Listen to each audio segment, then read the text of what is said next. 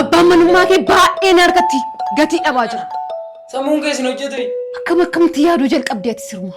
Maaliif dubbii koof xumura dhorkita?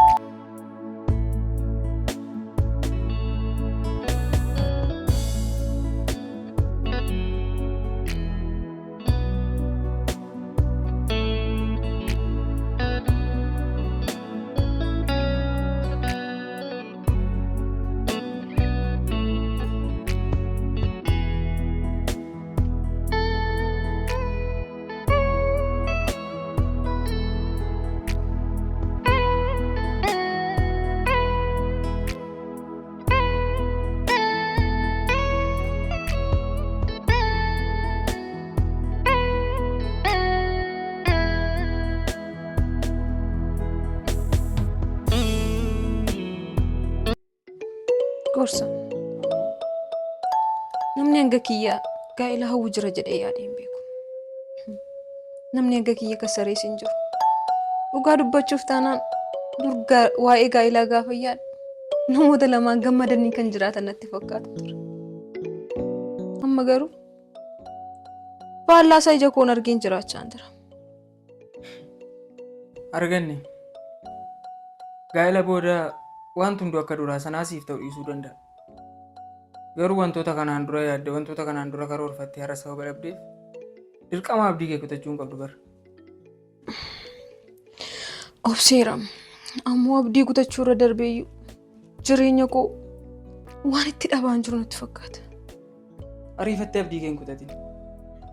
Yeroo booda bar waan hundumtuu jijjiirame guyyaa tokko arguu dandeessa. Silumayyuu yoo itti yaaddeef immoo gaa'elli barii dhimma baay'ee ulfaataadha. Man danda'u obseera. Jireenya baay'ee itti dararameera. Rakkina baay'ee sitti argeera. Ammoo gaa'ela keessa osoo hin ta'in qabsoo hamaa keessa waan hin jiru natti fakkaachaa jira. Arganne dhugaa tokko yoon sitti himi dhimma kan kee isiin ol hin beeku. Garuu jiruuf jireenya kee keessatti murteen kee baay'ee barbaachisaadha. Waan gootu hundumaatti yaadee gochuu qabdan. Akkuma jalqaba sitti himi gaa'elli dhimma baay'ee ulfaataadha. Kanaafuu itti yaaduu qabdan. Guddummaa gaa'elaa sargeera. Itti salphadheera.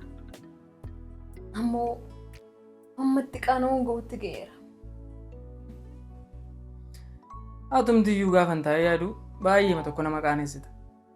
Yeroo kanatti ati guddummaa gaa'ela keessanii haasofta jennaan waldhabdee isin gidduu jiruu fi wantoota hin barbaachisne waan baay'ee dubbachaa jirta. Gorsa jaalladhee miti humna kootii ol ta'e maal gochuun qaba? Jalqaba gaafa mana dhaabbattan maal karoorfattanii gaa'elli itti gaafatamummaa guddaan akka nama gaafatu beektanii kana dursitanii yaaduu qabdu turtan.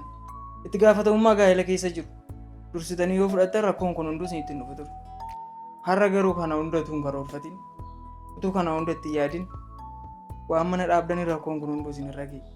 Kana keessatti immoo inni yoo balleesse ati obsaan danda'uu qabda. Waan hundumaa mootee darbuu qabda. Gaafa kana goote waan moottu natti fakkaata akka kiyya. Tole. Kana hundumaa yoon godhe immoo gameentu waan jijjiiramu sitti fakkaatas. Amma kana nama abdii kutateedhaati. Ani barisaaf abdii tokko hin qabu fixadheera. Arganne ilaalcha xiqqoo akkasii rabbiif jedhiitii of keessaa baasi. Ilaalcha hin barbaachisne qabar. Jireenya gammachuu jiraachuu yeroo hin qabutti jireenya gadadoo jiraachaan jira Gorsa. Maal godhinaan jettati immoo? Dirqama waan kanaan dura barbaadaa turte har'a jiraachuu qabda. Waan kanaan dura nan jiraadhaa itti yaadde har'a sababa dhabdeef har'a dhaabbattee waan kana hunda sababa dhabdeef abdii kee kutachuu hin qabdu. Waan kana bareechitee itti yaaduu qabda. Gaa'elli ammas irra deebi'een sitti maa wanta yoo murraanfachuu hin qabne dhimma baay'ee ulfaataadha jiruuf jireenya namaa keessatti. Kanaafuu itti yaaduu qabda irra deebitee waan kana. Tole. Nan obsa. Jecha kee irras hin darbu. Garuu wanta amma nuti dubbatte hundumaa asumatti gattee deemta ta'uun ta'e gammee qaamaan argattee akka haasofsiistuun barbaada. Gaa'ela kana keessatti dhimma keessan keessatti namni murteessaan tokko si dhadhee yaada. Wantoota karaasaa dhufan hundumaatti qabbaneessitee darbuu qabda. Yoo kana isa mo'achuu dandeessa.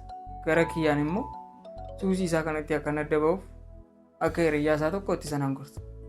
Garuu murteessaan sidha. Waan hunda obsaan danda'uu qabda isa mo'achuu qabda. Waan anarrallee irra deebi'eessitti mo'achuudha. Tole. Yoo deebi'eef yaalla.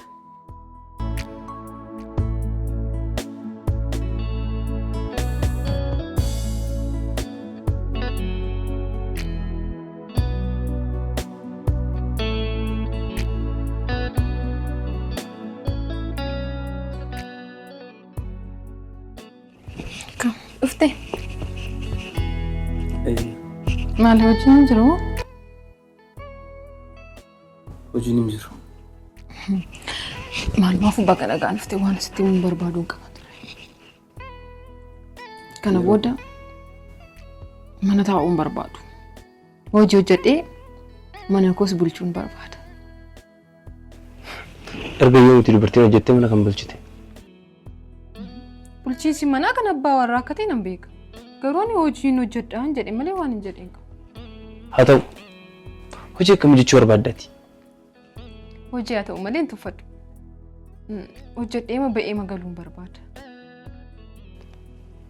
Isa boodoo abbaan manaa eenyudha? Ana moo siidha? Kami? Ati abbaa manaa kan jedhamteef sababa mataa kee qabda. Anis haadha manaa kan jedhameef sababa mataa koon qaba. Kanaafuu wal caalmaa waan jiru natti hin fakkaatu. Arganne amma hojii shibbanuu hundatu akka yoon qabu. Kan akkati beektuun barbaada. Akkamitti yaaduu jalqabdee ati sirma?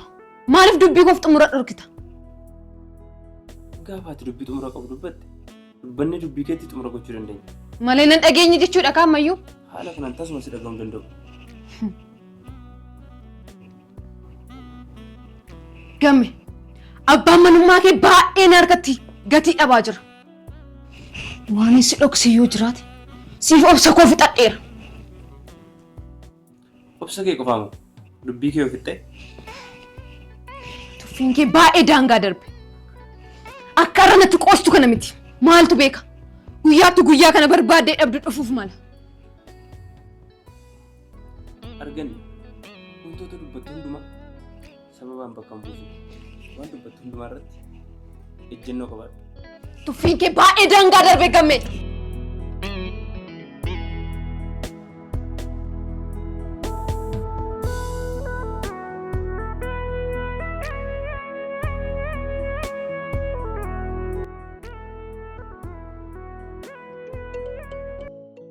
Akka namatti dhiyeenyaan beeku tokkotti sitti maxxeen ture.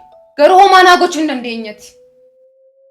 Arganne tasgabbaa'e wanta kanaan furmaata argate tokko waan hin jirre. Furmaata kan ta'u yoo jiraate mana isaa gallakkisee fi deema isarraas fagaadheen jiraachuu qofa. Akka kana sammuun keessan hojjetu akka mataa jirtu kanatti ji'oota kana waggaa kana guutuu akka kanatti saajii mana kana keessa jiraataa turte taanaan inni baay'ee obsa nama qabudha waan nama ajaa'ibu. Sirumaati isa dinqisiifachuuf naa dhufte mos. Kana caalmaa maal gochuu hin danda'a? Amma hin danda'utti dhiyeenyaan gorsee itti hime. Isa ta'uun qabaa kana caalmaan. Akkamitti isa ta'uu dandeessa silas? Moo suuraa lammaffaan ati ta'uu keeteeti? Silas dhiironni hundumti keessan iyyuu tokkuma. Giifti na arrabsuuf na waamte mooti? Animmaa furmaata naaf taataa jedheen si waameen ture. Akka kanaan furmaata argatte osoo hin taane guyyaa tokkoof iyyuu nagaan argattu waan an jala mureessitu. Nan argadda. Akkamitti akkan argadhu immoo anuu nan beeka. Akkas taanaan maaf sagal mana kanatti na deddeessa maaf na joorsu taanaan? Animmaa nama jedheen si waame rakkoo koo sitti himachuuf. Inni illee ta'u haasaa kee keessatti waa tokko dhageen ture. Suuraan ati jettu kun eenyu? Hiriyyaa magammee duriiti. Suuraan beekumoo suuraa nama biraatu jira? Hiriyyaa ma keessan san. Suuraan maal barreesse? Balleessaa qaba? Manatti dhufee na daffare. Kana caalaa balleessaan jira. Manatti dhufee na daffareera. Maal jechuudha? Isa booda maaltu ta'e? Akkuma namni daffaramee ta'u ta'e. Arganne wanti kun hunduu bitaanatti galaa jira. Wanti taasisuuf tuumaa yoo naa galaa hin jiru. Akkasiif ifuu barbaadde. Eeyyee naaf ibsitee natti tola. Akkas ture. Gara kootti dhufta. Ofitti naqatta. Akkan siif ta'e na goota. Gaafas gaabbii hamaa gaabbii. Ani abbaa manaa kun kana. Inni immoo hiriyyaa isaa kana. Suuraan akkasitti yaadaa ture. Garuu isaaf hin milkoofne.